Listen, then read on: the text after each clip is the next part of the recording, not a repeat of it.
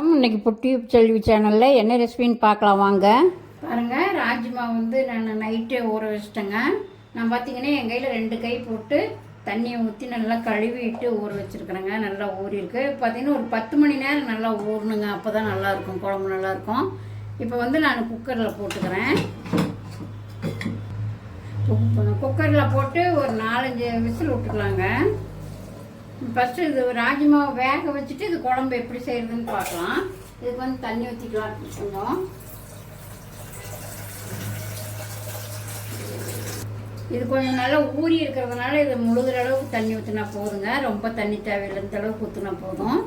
கொஞ்சம் உப்பு போட்டுக்கலாம்.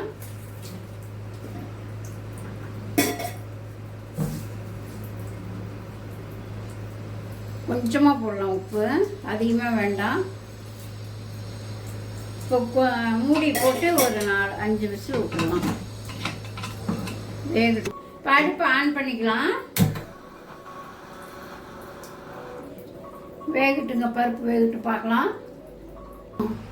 பார்த்தீங்கன்னா நான் ஒரு 2 வெங்காயம் எடுத்திருக்கேன், 2 தக்காளி எடுத்திருக்கேன், மீடியம் சைஸு.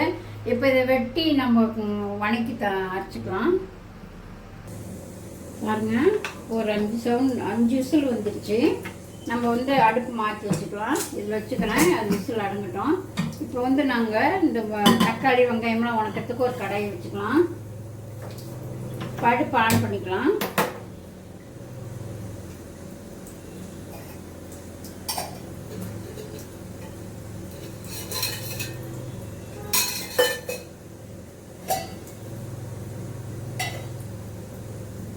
சிம்மில் வச்சுக்கலாம். பாருங்கள், எண்ணெய் சூடாயிடுச்சு. வெங்காயம் போட்டுக்கலாம். இப்போ நான் வெங்காயம் 2 வெங்காயம் வெட்டி வச்சுருக்கேன், அது போட்டுக்கலாம். பெரிய வெங்காயம் தாங்க போட்டு வணக்கிறேன். நீங்கள் உங்கள்கிட்ட சின்ன வெங்காயம் இருந்தால் சின்ன வெங்காயம் போட்டு வணக்கலாம். தக்காளி அதையும் போட்டுக்கலாங்க. 2 தக்காளி வெட்டி வச்சுருக்கேன், மீடியம் சைஸு, அதையும் போட்டுக்கலாம். தக்காளி வெங்காயம் நல்லா வணங்கட்டுங்க.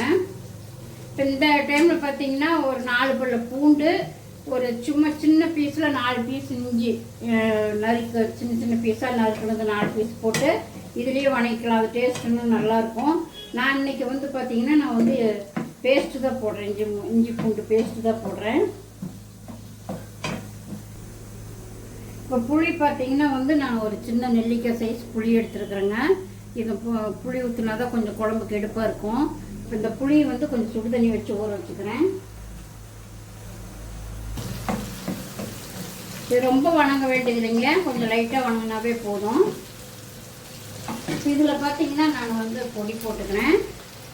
இது மஞ்சத்தூள் 1/2 ஸ்பூனு, மிளகாத்தூள் 1 ஸ்பூனு, சோம்புத்தூள் 1 ஸ்பூனு, ஜீரகத்தூள் 1 ஸ்பூனு, மல்லித்தூள் 2 ஸ்பூனு, இதை போட்டுக்கலாம்.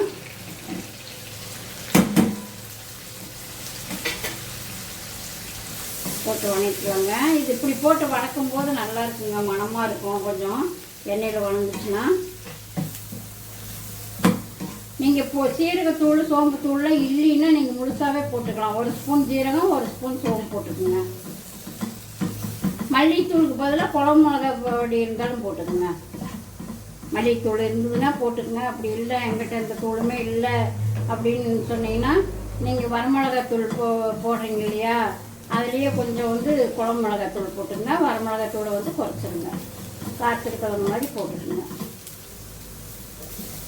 பாருங்க, வணங்கிடுச்சு. இப்போ பார்த்தீங்கன்னா ஒரு தேங்காய் சும்மா ஒரே 1 ஸ்பூன் தாங்க, பெரிய ஸ்பூனுக்காகவும் போடுறேன்.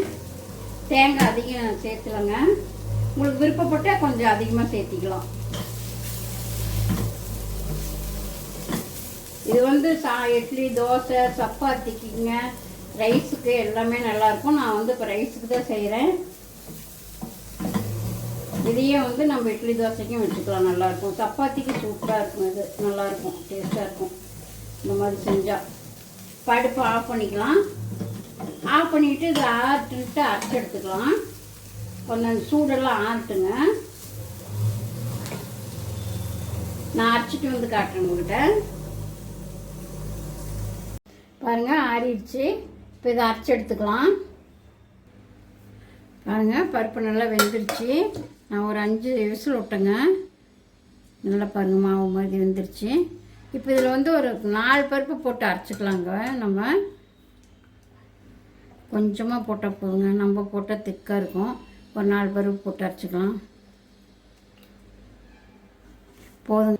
இப்போ பாருங்கள், குழம்பு தாளிச்சிக்கிறதுக்கு வந்து நம்ம ஒரு வானல் வச்சு அடுப்பு ஆன் பண்ணிட்டேன். இப்போ கொஞ்சம் எண்ணெய் ஊற்றிக்கலாம்.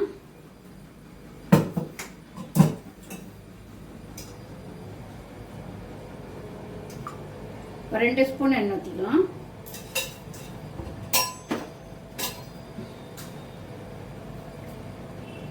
எண்ணெய் காயிட்டோம், கடுகு போட்டுக்கலாம். பாருங்க, எண்ணெய் காய்ஞ்சிருச்சு. கொஞ்சம் கடுகு போட்டுக்கலாம், ஒரு 1/2 ஸ்பூன் கடுகு போட்டுக்கலாம்.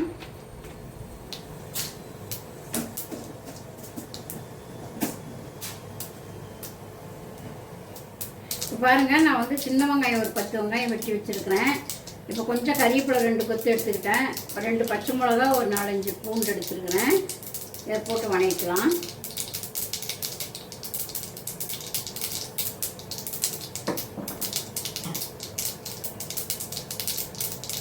போட்டுக்கலாங்க.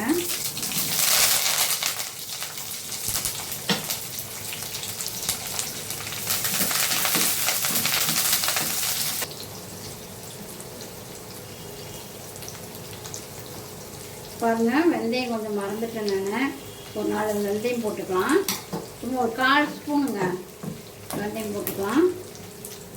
வெந்தயம் முன்னாடியே எண்ணெயில் போட்டிருக்கணும், நான் போட மறந்துட்டேன். நீங்கள் முன்னாடியே போட்டுருங்க. வெங்காயம் போடுங்காட்டி கடுகு போட்டிங்களா, அப்பவே போட்டுருங்க.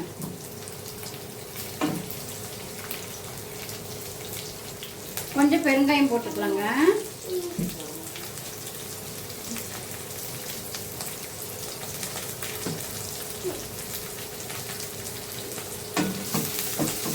வெங்காயம் வணங்கிடுச்சு. இப்போ வந்து இஞ்சி பூண்டு பேஸ்ட் போட்டுக்கலாம். சும்மா 1 ஸ்பூன் போடுறேங்க. இது வந்து இஞ்சி பூண்டு பேஸ்ட்டு வந்து நீங்கள் வந்து இஞ்சியும் பூண்டும் வந்து மறுபடியில் அந்த தக்காளி வெங்காயம் வணக்கணும் இல்லைங்களா, அதில் போட்டு அரைச்சிங்கன்னா இப்போ போட வேண்டியதில்லை. நான் அதில் போட்டு அரைச்சில, அதனால இதில் போட்டு வாங்குறேன், பேஸ்ட்டு போட்டு வாங்குறேன். பாருங்க, நல்லா வணங்கிடுச்சு. இப்போ வந்து நம்ம அரைச்சி வச்ச சாந்து ஊற்றிக்கலாம்.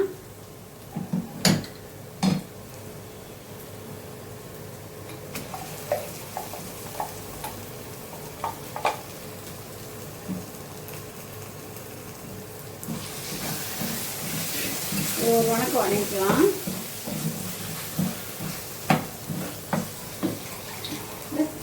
பாருங்க, கொஞ்சம் உப்பு போட்டுக்கலாம். உப்பு போட்டு நம்ம கொஞ்சம் வணங்கிக்கலாம். பாருங்கள், நல்லா வணங்கிடுச்சு. இந்த டைமில் வந்து நம்ம வேக வச்ச பருப்பு போட்டுக்கலாம்.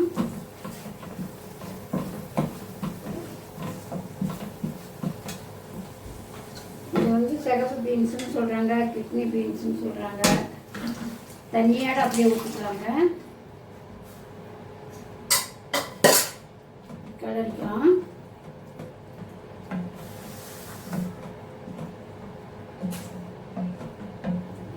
அந்த மணம் வரும்போது நம்ம ஊற்றிக்கலாங்க. நீங்கள் இப்போ அந்த சாந்து அரைச்சி வச்ச சாந்தை ஊற்றி நல்லா வணக்கும் போது நல்லா மணம் வருங்க. கலக்கி பாருங்க, நல்லா கலக்கி விட்டாச்சு. இப்போ ஒரு 2 நிமிஷம் மூடி வைக்கலாம்.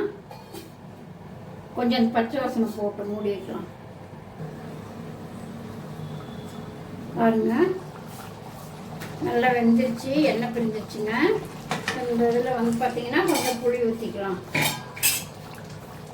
புளி வந்து கரைச்சி வச்சுருக்கிறோம், ஊற்றிக்கலாம். கடைசியாக தாங்க புளி ஊற்றணும். ஃபஸ்ட்லேயே புளி ஊற்றிட்டோம்னா பருப்பு ரொம்ப அப்படியே ஒரு மாதிரி கடிக்கிற அளவுக்கு ஆயிரும். அப்படியே ஒரே லைட்டாக ஒரு கலர் விட்டுக்கலாம், அடி பிடிக்காமல் இருக்க. அந்த பச்சை வாசனை போட்டோம், ஒரு கொதி விட்டு இறக்கிடலாம். பாருங்க, கொதிச்சிருச்சு. அப்படி லைட்டாக இது பண்ணி விடலாம், அடி பிடிக்காமல் இருக்கும். எண்ணெய் பிரிஞ்சிச்சு. இப்போ இந்த டைம் பார்த்தீங்கன்னா நம்ம மல்லி இலை தூவிக்கலாம், தூவி இறக்கிடலாம். அவ்வளோதான். பாருங்க, ரெடி ஆயிடுச்சு.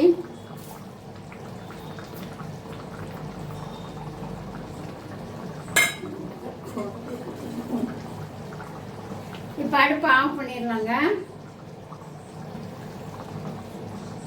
மூடிடலாம், ஒரு நிமிஷம் மூடி வைக்கலாம். கொத்தமல்லி தழை தூவுனதே மூடி எடுக்கவும் ரொம்ப மணமாக இருக்குங்க, ரொம்ப வாசனையாக இருக்குது. இப்போ எப்படி இருக்குதுன்னு பார்க்கலாம். பாருங்கள், சூப்பராக வந்திருக்குது. வாங்க டேஸ்ட்டு பார்க்கலாம் வாங்க. பாருங்கள், சப்பாத்தி கூட ராஜ்மா கிரேவி சாப்பிட்டோங்க, அவ்வளோ டேஸ்ட்டாக இருக்குதுங்க.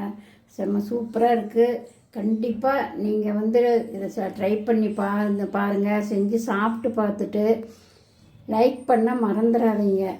அப்படியே உங்கள் ஃப்ரெண்டுக்கும் எல்லாம் ஷேர் பண்ணுங்கள், அவங்களும் இதை செஞ்சு சாப்பிட்டு பார்க்கட்டும். சப்ஸ்கிரைப் பண்ணாதவங்க புட்டியூப் செல்வி சேனலுக்கு வந்து சப்ஸ்கிரைப் பண்ணுங்கள், மறந்துடாதீங்க.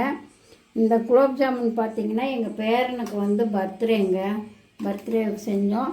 இந்த வீடியோ வேணுன்னா அடுத்த வீடியோவில் அல்லது இன்னொரு வீடியோவில் போடுறோம். மீண்டும் நான் அடுத்த ரெசிபி கூட சந்திக்கிறேன். பாய், வணக்கம்.